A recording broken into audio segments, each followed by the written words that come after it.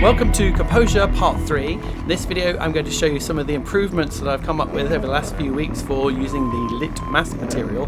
For those of you not familiar with Composure, it's Unreal Engine's 3D compositing techniques directly inside of Unreal using live action that I'm bringing in as an image media sequence, putting onto composite mesh geometry and then placing that inside the 3D environment so you can move it around almost like geometry, which is brilliant. So I'm going to show you some of those improved techniques right now.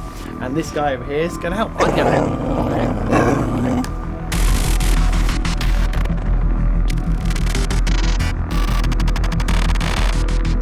My name is Yurke. I'm a visual effects artist and I work in Hollywood motion pictures, and I've done so for the last 30 odd years. So I've worked on Star Wars, Avengers, all sorts of cool stuff, Harry Potter, etc.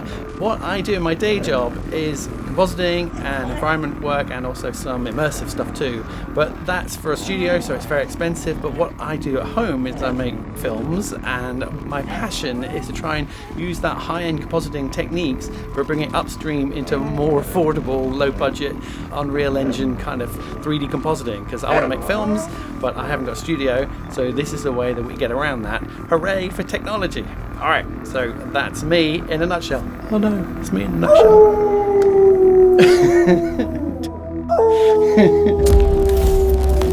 So in the last video I showed you how to use Composure to project live action footage with an alpha channel onto geometry inside of Unreal Engine.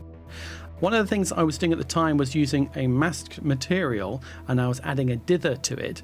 But I was always getting this problem with the edges kind of keeping that crosshatch shape no matter what my anti-aliasing was doing. And I figured out a way of improving that, and it's really simple and you're going to love it. And the second thing that I've discovered is how to add lighting to your composite mesh geometry that's actually in the environment. So you can take a point light and then shine that in your environment and it'll light up your set, but it'll also add light onto your composite mesh material as well. So it helps sell the illusion that your lights are in there with your character. It's not quite a b-ball, but it's definitely an improvement. And the last thing I want to show you is improvements I've made to my extraction technique using DaVinci Resolve's Fusion page and the difference keyer, and also some color pipeline differences too. So on with what I was going to show you.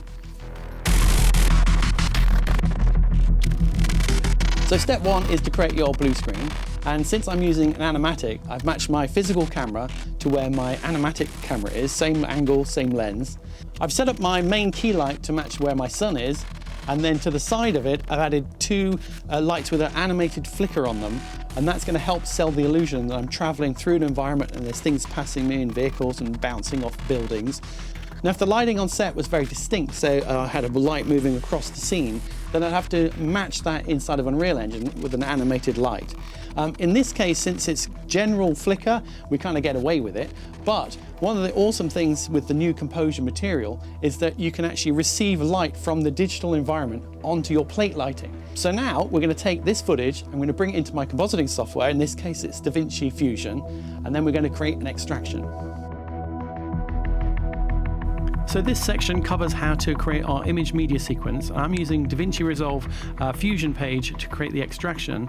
So you can use Nuke or After Effects, but the principles are the same. So the nodes are different, but we effectively need to create the same elements in the end. So you can kind of skim through this a little bit, but the important thing is to make the edge extended version with the unpre-multiplied alpha, and which I'm going to show you now. Stage 2 is to bring in the footage we just shot. And I press 2 here to see the result. And then inside of Unreal Engine, it's working in linear sRGB as default. So to view what this footage would actually look like, we go under here under the LUTs, and then we go to this down arrow, and then VFX IO, and change it to linear to sRGB.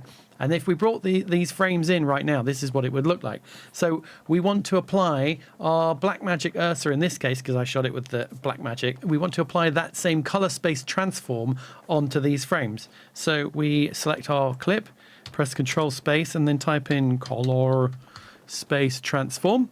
Hit that one there. And then we change our input color space. In this case, it was the Blackmagic 4.6K Film Gen 3. And the input gamma, and this was shot with the Blackmagic 4.6K film. Now if I look at the result of this, this is now how it would look like inside of Unreal. So I want to get it just into a little bit of a more comfortable color space by just adding a color corrector, and I'm just going to pull the gamma down a touch. And now we're going to use the delta keyer to pull an extraction. So we press Control Space and then type in delta keyer. And the delta keyer has a difference mat keyer built into it. So if you look here, this pink little nodule there, and if you look down in the bottom corner, I'm pointing, it'll say that's the input. So we'll need to create a clean plate. Since this is a lock-off, normally what I would do is just leave the frame, use that as a clean plate. But because the lighting is changing so much, then I need to create a clean plate using the actual footage. So to create a clean plate, we do Control Space, type in clean plate, there we are, and make the input the color corrector up here, just make some more space. Then we go into our color. So we click on the eyedropper and then we drag that over our blue or green screen. And then if you look here under fill and grow edges, if you pull that, it'll basically grow the edge where it was black. So we want to pull that color around a little bit, or that edge, and just shrink it down a bit. And then we can change the erode here. So that's those two areas where we just pull it around to make a nice clean plate. So we just play with that a little bit. That one there. So we want to try and keep as much as the blue screen as possible, but lose as much as the person. So now we've got our clean plate. We feed that into our delta keyer, and we can drag the end of the clean plate and drag it onto the pink node. Or alternatively, if you hold down Alt and then drag the end node, then when you let go, it tells you which input you can put it into. So we're going to put it into the clean plate node there. So press 2 on our result. And now what we do is we go and pick our color here. We drag again our color here, and there we are. So we've got a nice key right from the beginning. So if we look down here, we've got these nice soft edges. And the other thing I want to do is just garbage mat out this area. So we're going to add a shape here, drag that over here. And again, if I hold down Alt, I can feed it into the delta keyer and then make this the garbage mat. So now if I click on this and drag and make a shape around here, just making sure I don't cross over it with my hands. And then I'm going to invert this, and so now it's getting rid of all that stuff. And I'm just going to soften this area here by changing the soft texture. And then to see the result of this, kind of more in context, I like to put this over a solid color. So I'm just going to grab a background here, and then make that some sort of ugly color, that when I put the output of this over the background and look at the result, then I can kind of see more in context of what we're going to get. So what I'm going to do next is add another clean plate to do an edge extend, so I can make the colors around these edges more, it'll sample from these colors a little bit further in there, and it'll hopefully pull some of that color around. I'm also going to go into the delta keyer here and change the spill color, so we can improve this by adding a bit more red in there, taking out a bit of the blue. And so we're getting a nicer edge there. If we go too far, we'll take all the blue out of this guy's face. So that is not a bad key. So let's improve it even more. So we're going to go Control, Space, and add another clean plate. Here we are. And then I'm going to add a blur node. Blur node there. And feed that to the input there. So we've got a blur node, and then we're going to feed the blur node into the garbage mat of the clean plate. And then we're going to look at the result of the clean plate, and I'm going to change the mask to be inverted. So at the moment you can see it's pulling in all of this. If I change my blur, if I make my blur bigger, it's kind of, this is the area it's going to extend. It's going to take whatever these pixel colors are here, and it's going to extend them out. So I want to thicken up this mat a little bit. So what I do is I grab a color curves here, and then I turn off the red, green, and the blue, and I just boost the alpha. So I'm thickening up that alpha. So now it's going to pull from these edges here. It's going to extend that.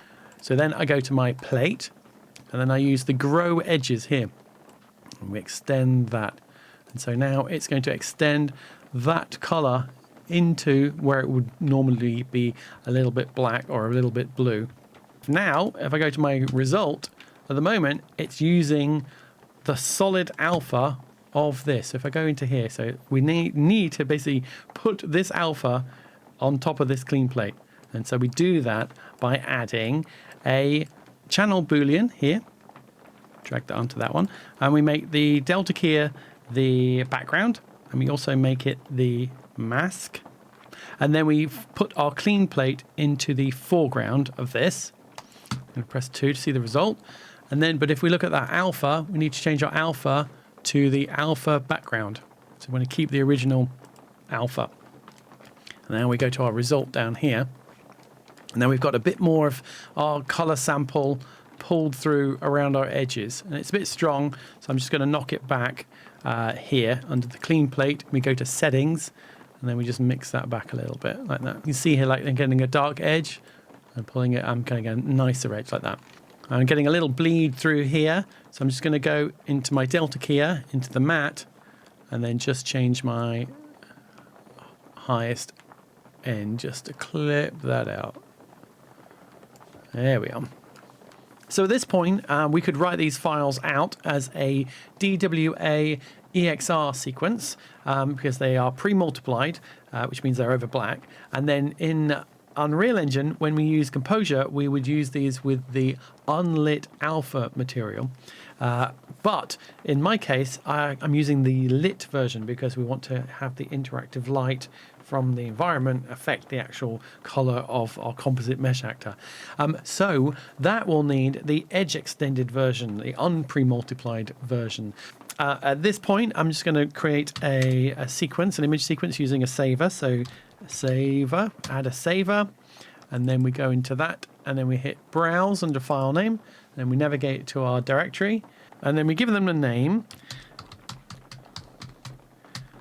and then use a period after it, because then it will write the frame number and then the file extension. So hit save. And now if I was wanting to render these, I would go into Fusion and render all savers, if that's the only saver that I've got. If you've got others in the script somewhere, it'll write those too. So best to just deactivate those. Okay, that's what I would do, but since I want my unpre-multiplied edge extended versions for my lit mask material with a dither, then we're going to go on to stage 2, and this I'll just show you what I've already made rather than going over the whole thing again because it's dull. All right, so I'm going to zoom out of here, and here's one I made earlier. So here's our extraction over black, and what I've got here is basically a edge extend and a blur, and then I'm putting that original plate back on top of itself, and then I'm copying the alpha from the original back onto this. So you've got a blur node and then a clean plate node, and that's how we made our edge extends in the other versions. And then we go into a blur, so we just blur all of this, and then I'm putting this original image back on top of itself, like so, using that alpha. And I think I've got a little edge erode on there too. So that will now give us our foreground, how we like it, but instead of black, with the masked dithered material, it'll give us some of this color coming through. Again, not ideal, and I'm hoping that in a future video I'll come up with a solution so it's all click a one button kind of thing. It's not going to happen, is it? All right, so now let's run these out and then bring this into Unreal Engine. So we're in Unreal Engine, and I've opened up my old Animatic, and what I'm going to be doing over the coming months is replacing my digital characters with just placeholders for my live action characters, and then I'm going to be improving the fidelity of all the spaceships and the environments and getting it ready to make as a live action short, which will be the beginning of the actual film, which is a live action feature. What fun. So this, I'm basically going to do a quick recap of what we did in the last video about how to import that image media sequence and use it on a composite mesh object. So I kind of will skip over some of these things because you can just watch the previous video, and then I'll get into the differences between the improved version, which is using that lit composite mesh material. So we'll be able to use lighting on the actual projected images, and we'll also improve the edge quality when it comes to rendering. So that's exciting, isn't it? Yes, it is for me anyway. So you need to make sure that you've got the Composure plugin active. So you go into Edit, Plugins, and then you search for Composure. and then you can see this one's active, and if it's not, you click on that and then you restart and it'll be active. And then to add the composite actor, we go into our window, virtual production and composure, and then we have to add a composite actor. So we go place composite actor, and now with the composite actor, we've got our main render layer, which is this.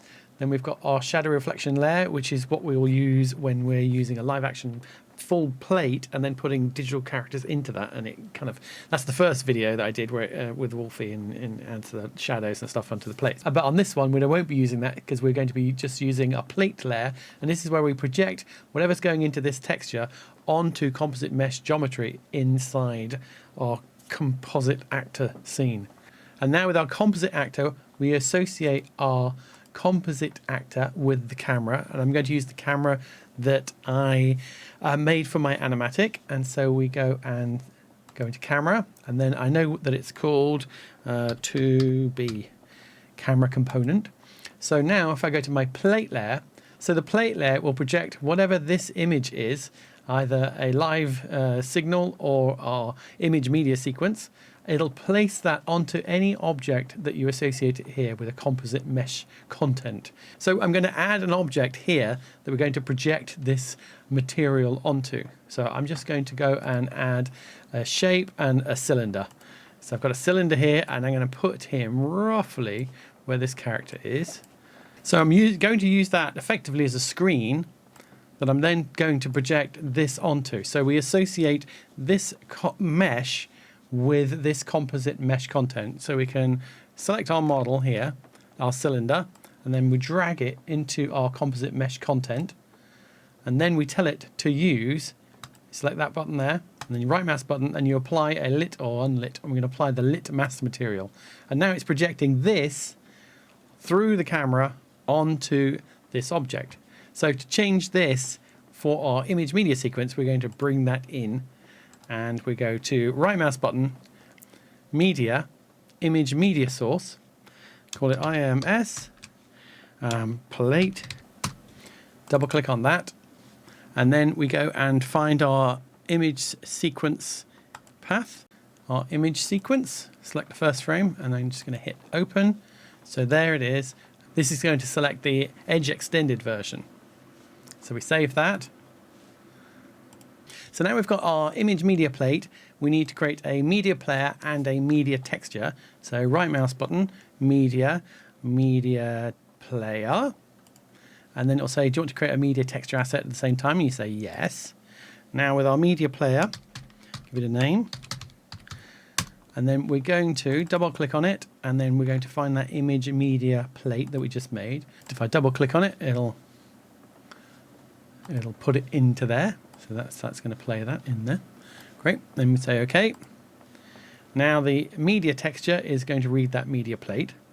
So now under here, under our texture on our composite mesh actor, if we push that into there, instead of playing that SMPTE bars, it'll now play that video. So now we need to add a media track. So we're going to go to our first frame, and now we're going to add our media track, add media track. Under media track, we add the media source, and ours was called IMS plate. And so at this frame, we're at 24 frames a second, which is matching our sequencer, and it's saying missing media texture. So we go right mouse button, properties, and then under here in the media texture, we have to associate it with our one called plate, MP plate. And now when we scrub through our timeline, you'll see that it's updating. And then this was kind of what I did before, except one thing I wanted to do is, because this is a lit mask material, it's going to give you a binary on or off edge. And so what I needed to do was to add a dither into the edges, and the dither is the thing that does the newsprint.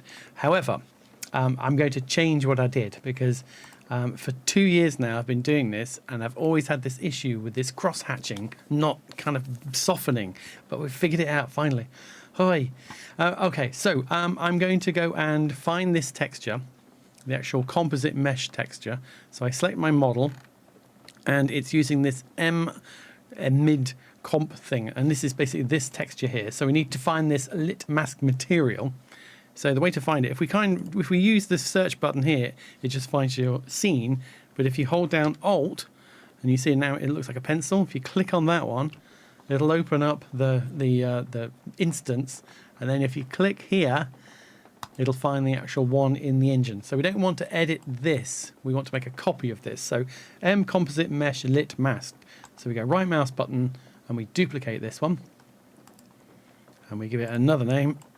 We call it Dean on the end. Dean Dither. Okay, and then I'm going to move that into my area up here. So I'm going to my levels area. So this is my editable version. So now I want to change this material to this one. So now I can edit this and it won't affect the rest of the engine. Hooray, good thing. So before I was coming into this material and then I was adding a dither node, dither temporal AA, and then I was feeding this into here and into both our opacities and hitting apply. And now if you look at the edges, it gives you this sort of like the dithered newsprinty kind of thing. But when I was coming to render, I was getting that hard shape. Now what it is that you don't do this. You basically delete that. So I'm just going to undo. Because in the actual material itself, so if I click on my material attributes at the end, if we come down here in the details, you can actually see that there's a one that says Dither opacity mask. Now this one, if I turn that on and hit apply, it does the same thing. However, when you come to render, this actually works, whereas the other one didn't. So it's that simple. You basically use the one in here, Dither opacity mask, in your material itself, and that's it. Simple as pie. So now, when we come to render, we'll have better and smoother edges, which do randomize the points between different temporal samples. So the more samples you have, the smoother that will blend together. So that is, that's been great. It's been 2 years since I've been doing this, and I've never found that before. And now it's solved one of my biggest problems. So I'm really happy about that. So I had to make this video. So the last time when I was rendering these out, I was having it in this fashion. So I'd have my plate layer, and then if I wanted to do a color correct on this, I'd come down to here. Under media passes, I'd go plus and add a color grade pass there, and now I can come in and I can change my gain. So I was doing that, but as we move through our time, this is not being affected by the lighting. I mean, thankfully we've got our animated light on set, but it's a kind of a ruse. So if I'm going to take this light here, there's our little light bulb. I'm just going to crank this up. So now we've got this light here. Now, if I want this light to light up this plate, the thing you have to do is you have to turn off the plate layer. So if you just disable this, ta-da! So now if I move this around, it's actually affecting the plate as well. At the moment that shape is just this big cylinder, but if you made that shape more human-y shaped, which I'm going to try and experiment on the next video, then we'll get much better lighting. But in this case, I can move this around and it's affecting that. And you can see it's also making it glossy because it's using the material underneath there. So I'm going to go into my composite mesh material, and then we go into the specular, and the default is 1. So we make that 0, and we'll make it dull. And then we also change the roughness to 1 as well. And then we hit apply.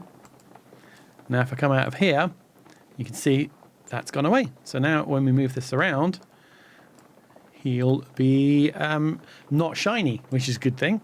And then one other thing is that I'm going to add a multiply here to darken this down or to change the color of it. So if I turn this off, you can see it's a bit bright, especially if I compare him to the plate layer. So now I'm going to go back into this material. And then over here, after the composite texture, I'm going to add a 3 constant value, and I'm going to make this grey.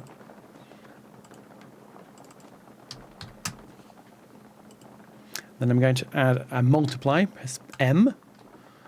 So I'm going to multiply our RGB by this constant. And then I'm going to swap these two for that. So this one goes into here, it says normal. And the other one goes into here where it says false. Now if I hit that, hit apply, well, actually you won't see anything because it's on plate layer. Let's turn plate layer off. Now if I hit apply, so it's darkening it down, and I can make this darker still. So let's just go for OK, hit apply, like that. So it's a bit too dark. Let's go and push him up a bit. And then I can expose this. Let's make this in a parameter. So you go right mouse button, convert it to parameter, and I'm just going to call this multiply color.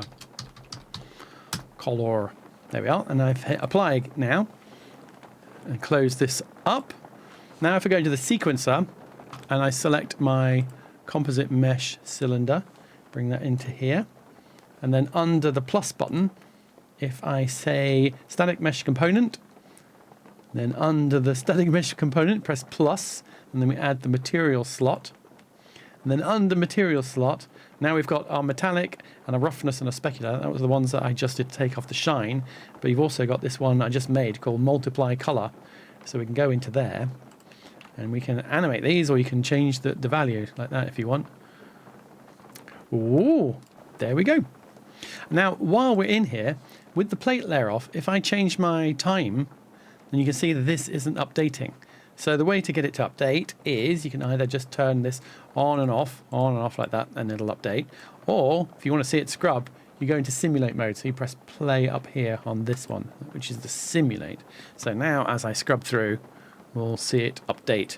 And then here I've got my animated light, and I'm animating the brightness of this red one. So I'm just going to make it a bit stronger. You can see as this light animates now, it's lighting up me. And then I'm just going to undo all of that on my light. Let's go and send him back to normal. And the other thing that I had on my scene to help mirror the flickering that I had on the set, it's my room, is I've also got a light right in front of here, a big rectangular light. It'll flicker on the background and also on the plate. Again, helps you tie it all together. So I'm just really happy that we've got all of this extra control for doing compositing type techniques, but in the engine. Now there's one more thing that I wanted to show you, and currently our setup with the plate layer, it's using this composite mesh. So a composite mesh is our piece of geometry, and it's projecting our image from our camera onto that geometry. And if we come away from the camera, they're actually linked together. So if I turn this camera off and then move this around, we can kind of, move away from our object, which is really fun. But one of the issues you can get sometimes when you're rendering, you might notice you're getting some like hard lines, and it's sort of relative to the actual geometry itself. So I might get some kind of weird normals and stuff like that. So the way to fix that is, I think if you increase the resolution of your geometry, that'll help. A bit like one of those subdivided mesh kind of issues that you can get. But the other thing is if you go back into your main camera, so if we go back into our main camera, I'm just going to turn that back to lit mode. If you go into the bottom of this, so we've got our plate layer selected, and then we go to mode, and we change that from composite mesh to texture, that now is screen space. So this will give you the best fidelity that you can get. However, if you turn off your camera, it's relative to the screen. So that is the disadvantage, but the advantage is you get the best fidelity. So depending on what your needs are, you've got options, and we like that. And talking of options, you have lots of options on YouTube to watch hundreds of different channels. So I just want to say that I really appreciate everyone that watches and everyone who leaves a comment, especially. That's really awesome of you.